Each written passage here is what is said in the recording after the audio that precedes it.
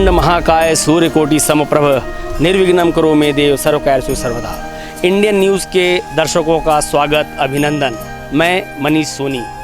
आज हम श्री दर्शन कार्यक्रम की पहली कड़ी आपको दिखाने जा रहे हैं, जिसके लिए हम लोग इस वक्त मौजूद हैं छत्तीसगढ़ के शिक्षाधानी भिलाई के सेक्टर 5 में, यहाँ का सिद्धि विनायक मंदिर। आइए बिना विलंब किए आपको श्री गणेश दर्शन करवाते हैं सेक्टर 5 भिलाई की।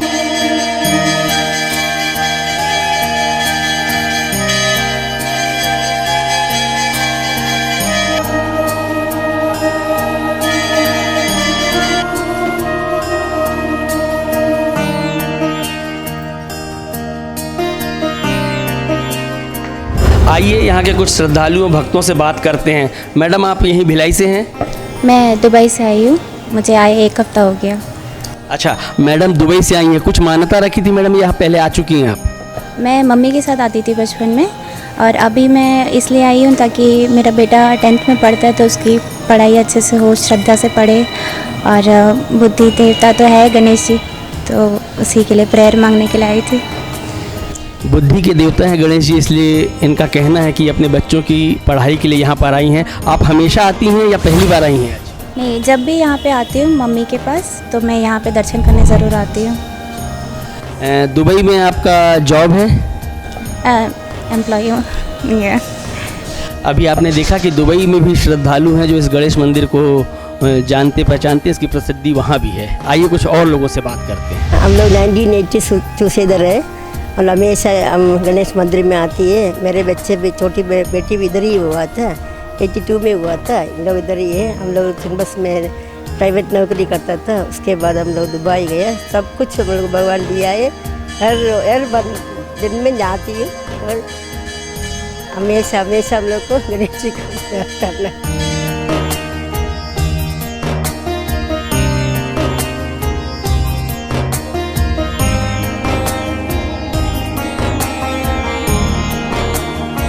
रोज आती, तो जितना आती है इधर का बहुत मनोकामना मिलता है, बहुत सुंदर अच्छा लगता है। मैं इस मंदिर में बचपन से आ रहा हूँ, मेरे पैदाइश भिलाई की है। ये बहुत प्राचीन मंदिर है। यहाँ 9 ग्रह की पूजा और अन्य शिव भगवान की, बजरंगबली की, दुर्गा माता की, अन्य भगवानों की भी पूजा होती है। यहाँ हर मनोकामना गणेश भगवान पूजा पूर्ण करते हैं और बहुत प्राचीन मंदिर है। मैं CA प्रदीप पाल हूँ और मैं स्मृति नगर का निवासी हूँ, लेकिन मेरा बचपन सेक्टर 5 में गुजरा है। और ये मंदिर मतलब हमारे बचपन की याद है, क्योंकि जब हमारे सामने ही ये मंदिर बना है। एक समय पे जब ये मंदिर बन रहा था तो हम छोटे छोटे थे, तो यहाँ हम लोग आते थे, खेलने आ जाते थे कई बार। तो उस समय से हमारी यादें जुड़ी हैं। और सिद्धि विनायक, ये जो गणेश जी हैं, सिद्धि विनायक हैं, ये मंदिर है एक तरह से हमारे परिवार का एक सदस्य जैसा हम लोग फील करते हैं। और हर बुधवार की सुबह की शुरुआत इसी मंदिर से होती है और ऐसा लगता है कि हर सुख दुख में ये हमारे साथी हैं। और कभी सुख हो या दुख हो तो ये हमारे साथ रहते हैं। जैसे हमारे माता पिता, परिवार के हर सदस्य, भाई बड़े भाभी सब लोग हैं, उसी तरीके से गणेश जी, सिद्धि विनायक हमारे साथ रहते हैं। तो ये इस मंदिर की वो है। आपने जैसा भी बताया कि बहुत पहले से यहाँ आ रहे हैं। हाँ, बचपन से। जब से आप आ रहे हैं ये भव्यता स्वरूप लिए हुए? नहीं, धीरे धीरे बना। जैसे पहले तो शुरुआत हुई मंदिर की, फिर धीरे धीरे भव्य हुआ। फिर इसके जो आयोजन है उसमें बहुत बदलाव आए, बहुत सारे अच्छे आयोजन होने लगे। जो अपने गणेश चतुर्थी होती है उसमें जो आयोजन होने लगे तो उसकी जो भव्यता हुई, और मंदिर में धीरे धीरे लोगों की आस्था जो बढ़ी है इस मंदिर में, तो ये बहुत बदलाव आया है। बहुत पहले तो मंदिर एक छोटा स्वरूप में था, फिर धीरे धीरे बढ़ता चला गया। जो बालाजी मंदिर है और ये सिद्धि विनायक, दोनों मंदिर है गणेश जी का, तो ये धीरे धीरे बहुत आगे। और अब तो पिछले 20 सालों में बहुत इसमें जो पूजा पद्धति है और जितने इसमें कई ऐसे तकलीफ़ें या कई ऐसी चीज़ों पे यहाँ पर जो पूजा होते हैं, तो वो उसकी बहुत बड़ी महत्वता है। और उसकी वजह से शहर में एक ऐसी जगह है जहाँ पर आपको अगर किसी ने, भले ही मानसिक रूप से ही सही, लेकिन आपको किसी ने सुझाव दिया कि भी आप जाके ये पूजा करा लीजिए, तो ये एक ऐसा मंदिर है, प्रांगण है जहाँ पूजा करा सकते हैं। और आपके मानसिक संतुष्टि तो इमीडिएटली हो ही जाती है। उसके बाद जो ईश्वर का जो आशीर्वाद है वो तो रहता ही है हमेशा। तो ये है इस मंदिर का। डॉक्टर रचना दवे हूँ, सुपेला हॉस्पिटल लाल बहादुर शास्त्री में कार्यरत हूँ पिछले 10 सालों से। और मेरी पैदाइशी भिलाई की ही हुई है और मेरे माता पिता यहीं पे सेक्टर 5 में ही रहते थे, तो मैं इस एरिया से बहुत अच्छे से परिचित हूँ। बचपन जब से ये मंदिर बना, शुरुआत हुई इसकी, तब से मैं इस मंदिर पे दर्शन करते आ रही हूँ और ये हमारा आना जाना रेगुलर रहा है और बहुत ही यहाँ के बहुत ही शांति मिलती है, हर चीज़ की सुविधा है। पूजा पाठ जो भी करना है, जिस तरह से करना है, बहुत सिस्टमेटिक वे से बना हुआ है और बहुत अच्छा लगता है, मन को बहुत शांति मिलती है।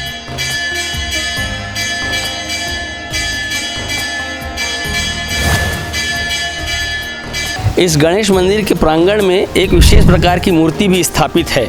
ये मूर्ति नागजोड़े की है। आइए अपन जानते हैं कि इस मूर्ति को स्थापित करने का यहाँ पर रहस्य क्या है। यहाँ के एक सेवक हैं, इनसे बात करते हैं। ये नागजोड़े की प्रतिमा यहाँ पर स्थापित है, इसकी क्या मान्यता है? ये 30 साल पहले जैसे कि हमारे बाबूजी थे, यहाँ बताया गया था कि भाई यहाँ नागजोड़ा दिखता है, तो हमारे जो पुराने पंडित जी थे तो उसको ये वाला स्थापित किया गया यहाँ पर और इसकी पूजा तब से चालू किया गया। उसके बाद भी इसका काल सर्प दोष वगैरह का निवारण भी यहाँ पर किया जाता है, इसलिए इस मूर्ति को स्थापित किया गया है। बारी या उसके बाद से ये हमको नज़र नहीं आता है नाग देवता जी। पहले आपको यहाँ नज़र आते थे नागजोड़े, इसलिए उनको यहाँ स्थापित किया गया है। लोग पंडित जी हमारा कहते थे कि जब 4 बार दिखता था तो पंडित जी बोले कि यहाँ पर स्थापित किया जाए इसको, तो ही ये दिखना बंद होगा। उसके बाद से ये स्थापित किया गया, उसके बाद से ये पूजा चालू किया गया इसका। ये सेवक हैं, ये बता रहे हैं कि इस मूर्ति की नागजोड़े की विशेषता ये है कि इस यहाँ पर काल सर्प दोष की निवारण के लिए पूजा की जाती है, अभिषेक किया जाता है और यह प्रायः सभी मंदिरों में ऐसे नागजोड़े की प्रतिमा नहीं पाई जाती। ये यहाँ की एक विशेषता है कि नागजोड़े की प्रतिमा है जिसमें काल सर्प दोष की पूजा, निवारण की पूजा की जाती है।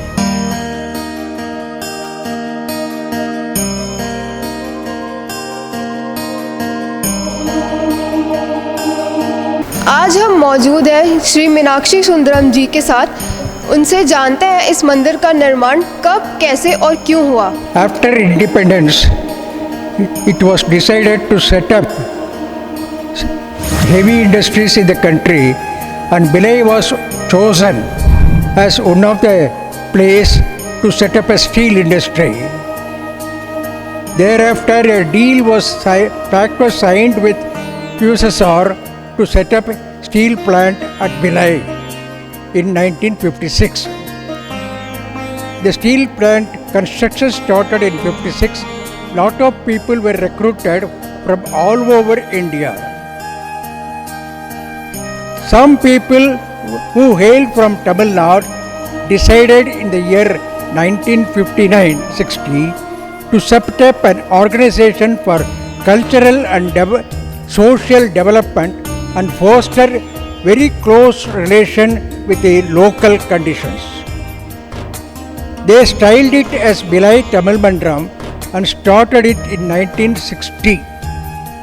This Bhilai Tamil Mandram was inaugurated by the late Shri K. Kamaraj Nadar on 25th December 1960. Mr. C. Subramaniam, then Finance Minister, Government of India, also was present on this occasion. In 1961, I joined this plant as management trainee and became a member of this organization. In course of time, I felt there should be need for some place where people could come and worship. It so happened in 1966, one Mr. Inderjit Singh, who was then general manager, asked me, why not we have some private schools? Why don't you try for that one, he said. I tried my best, but there were a lot of difficulties in organizing a private school. I told him, if I have to organize a private school, I must resign from Bhilai Steel Plant and concentrate on that one. Then he said, no, you think of something else. Then it struck me, this plant, once it's constructed, will be having a lot of people who are in the lower grade, and for the upper grade people, normally every place they used to have a officers club. Why not we have the clubs, all right. At the same time, where peace and tranquility can be available is nothing but worship places.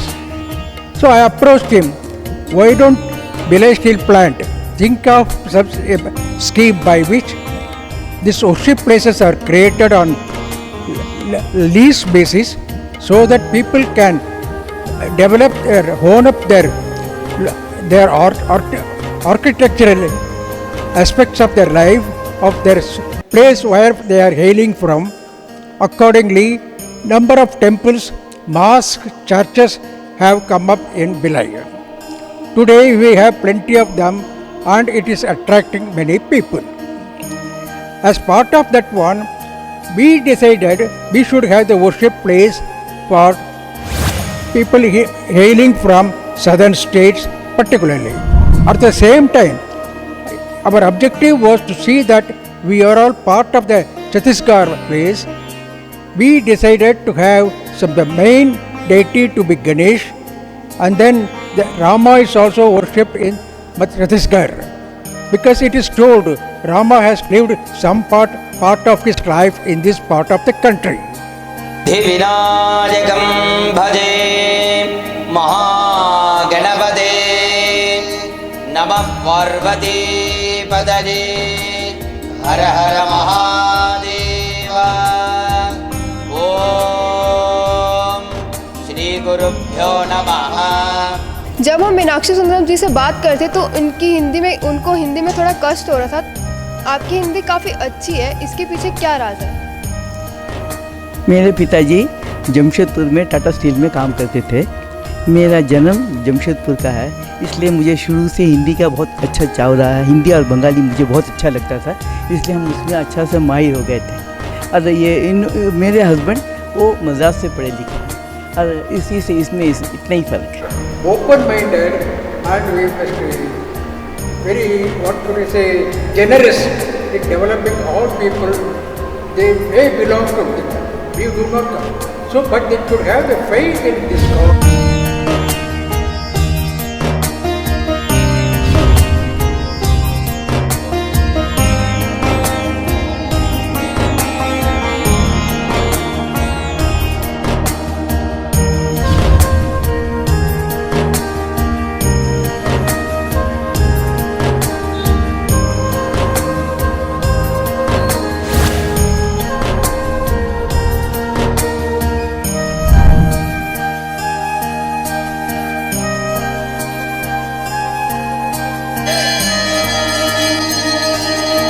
इस वक्त हम sector 5 Siddhi Vinayak मंदिर के परिसर में अंदर आ चुके हैं। ये मंदिर का मुख्य द्वार है और आप यहाँ देख सकते हैं कि ये दक्षिण भारतीय शैली में बना हुआ पूरा मंदिर है।